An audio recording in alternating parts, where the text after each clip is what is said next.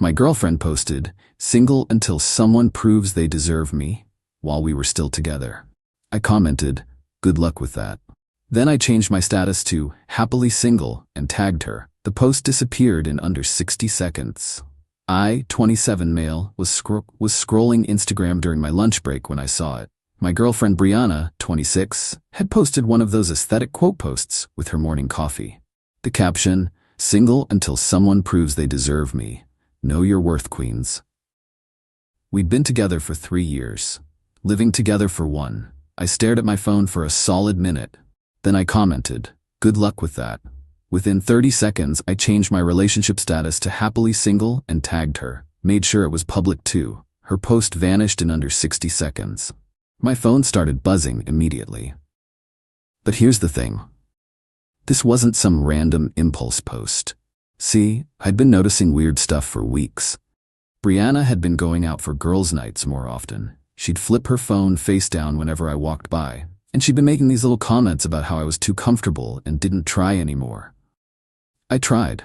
All right, date nights, flowers, the whole deal. But apparently, posting thirst traps for validation from strangers was more important than our actual relationship. The buzzing got intense. 12 missed calls. I didn't answer.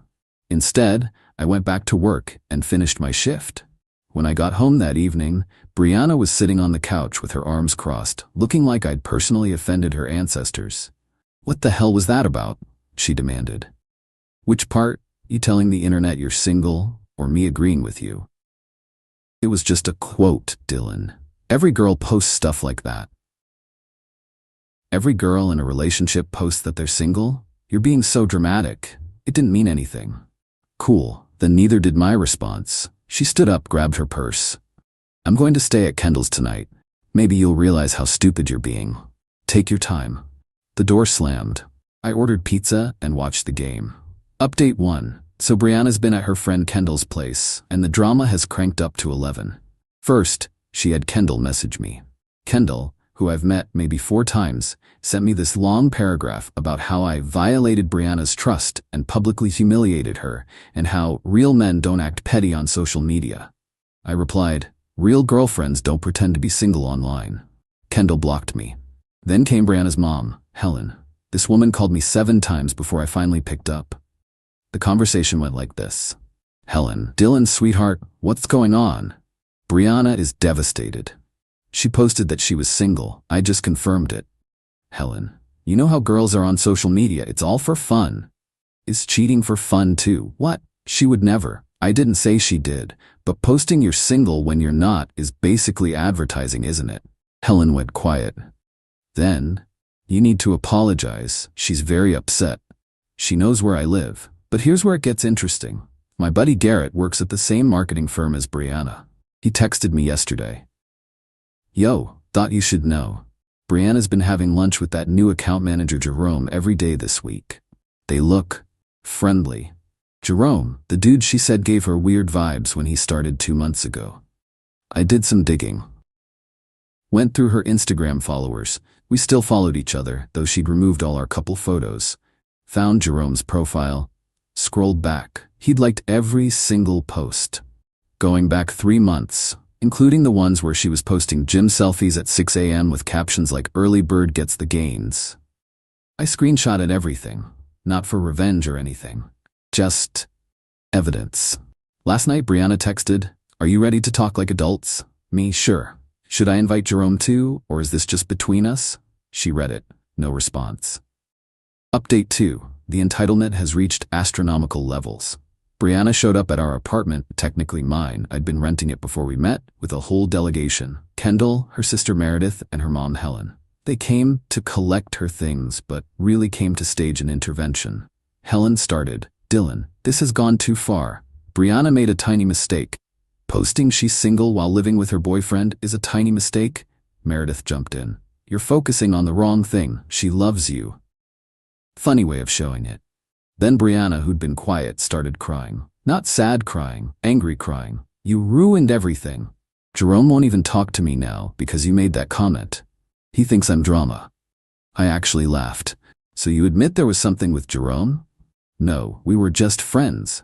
But he was interested, And now he thinks I'm toxic because of your comment. She could have had something better, and you sabotaged it. Something better? While we were together? Brianna, I wasn't going to do anything. I just liked the attention. Is that so wrong? Yes. Next question. Helen tried the guilt trip. We were planning Thanksgiving. I bought a bigger turkey. I'm sure Jerome likes turkey. That's when Meredith revealed the real reason they were there. Brianna needs to stay here until she finds a new place. She can't keep sleeping on Kendall's couch. That's unfortunate. So you're just going to throw her out? After 3 years? I'm not throwing anyone out. She left. Remember? To think about how stupid I was being? Brianna stood up. Fine, but I'm taking everything I bought for this place. Go ahead. She went through the apartment like a tornado, took the coffee maker, fair, took the shower curtain, weird but okay, took all the batteries from the remotes, petty. Then she tried to take my PlayStation, claiming she'd contributed to it. You bought one game, FIFA 22, which you can take. I bought groceries that you ate. That money could have gone to the PlayStation. Even her mom looked embarrassed at that one. They left with her stuff in garbage bags because she'd forgotten to bring boxes.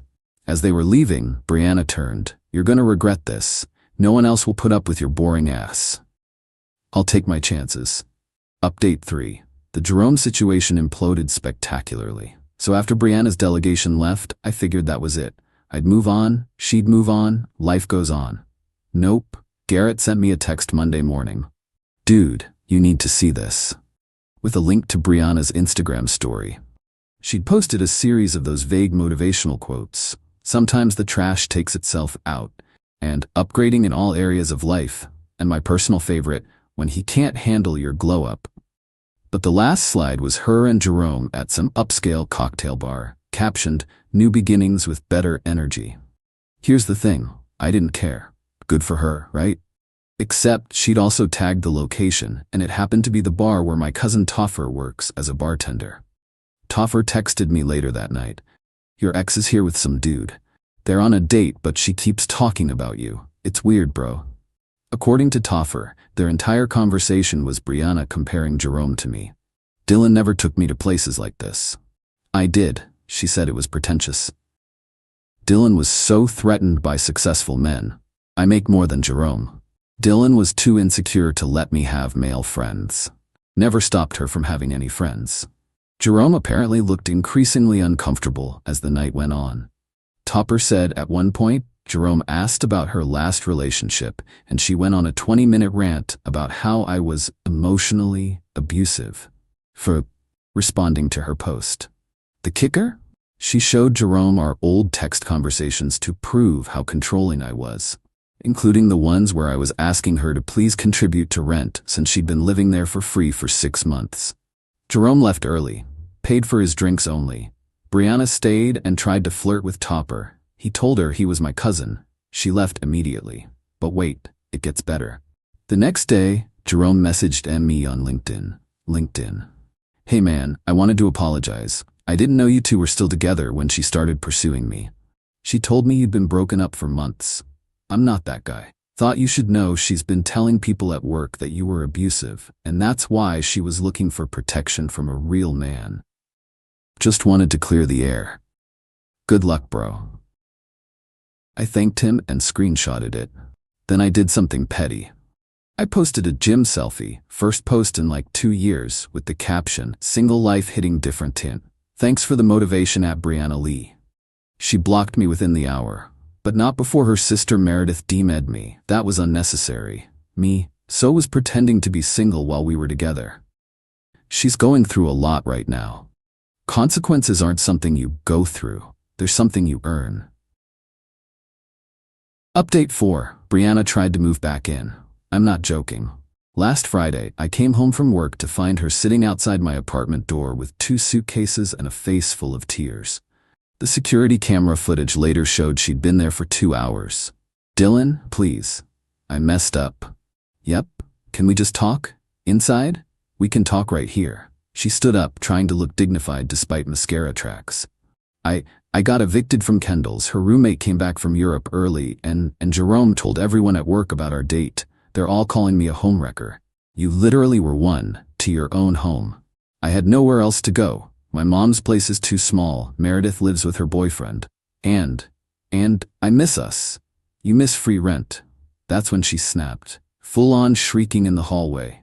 You owe me. I wasted 3 years on you. I decorated this place. I made it a home. You can't just throw me away.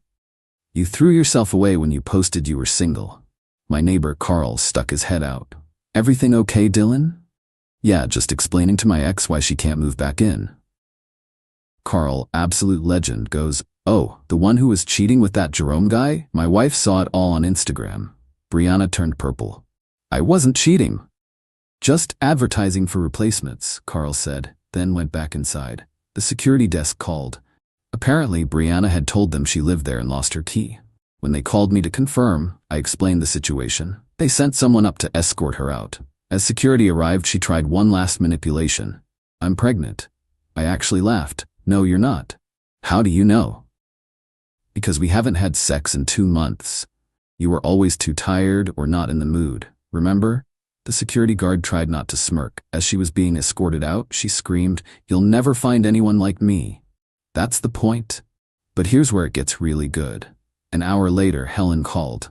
How dare you embarrass Brianna like that? She showed up uninvited and lied about being pregnant. She's desperate. You've ruined her reputation.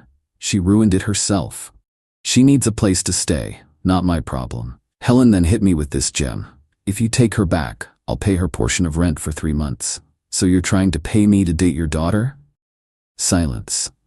That's really sad, Helen. She Hunnel update. The complete meltdown and unexpected conclusion. So after the fake pregnancy stunt, I figured Brianna would finally get the message. Wrong again. She created a whole TikTok series called Dating After Emotional Abuse. I kid you not.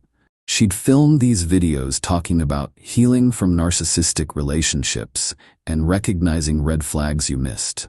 The red flags she listed: gets upset when you express yourself authentically, aka posting you're single, and isolates you from potential friendships. My sister Remy found them and sent them to me. They had like 200 views each, but Brianna was acting like she was gonna be the next big relationship coach. Then came the group text. Brianna added me to a group chat with her mom, dad, who'd been silent until now, sister, Kendall, and 3 other friends I barely knew. The message: intervention for Dylan's commitment issues and emotional problems. Her dad, Roger, started, son, I think you need to man up here. Me, I did. That's why I'm single. See, he's still being hostile. Random friend number 1, Dylan. Brianna told us everything. The gaslighting, the control. Me. Post screenshot of her single until someone proves they deserve me. Post. Me. Post screenshot of Jerome's LinkedIn message. Post screenshot of her asking to move back in. Then I left the group. Roger called me privately an hour later. I didn't know about the Instagram post. Helen told me you just randomly attacked her online. I'm sorry, son. Brianna, she gets this from her mother. Entitlement. I mean, why do you think I work so much overtime? Then he hung up. But the real finale came last week. I was at the grocery store, minding my business in the cereal aisle, when I heard, Dylan? It was Kendall, alone, looking exhausted. Brianna's been staying with me again, she said without preamble. She won't leave. She won't get a job. She just makes TikToks all day and complains about you. I can't take it anymore. Why are you telling me this? Because I owe you an apology.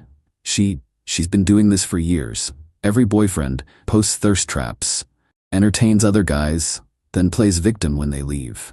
I enabled it because she's my friend, but I can't anymore. Okay? She's planning to show up at your job next week with her mom to expose you to your boss. Thought you should know. Thanks for the heads up. She started to leave, then turned. That Jerome guy? He wasn't the first. While you were together, I mean, there were at least 3 others she was texting. She called them her backup plans. I wasn't even surprised. Monday came. I gave my boss and HR a heads up. Sure enough, Brianna and Helen showed up at reception demanding to speak to my manager about my abusive behavior that could affect my work performance. Security had them removed. HR sent them a cease and desist letter.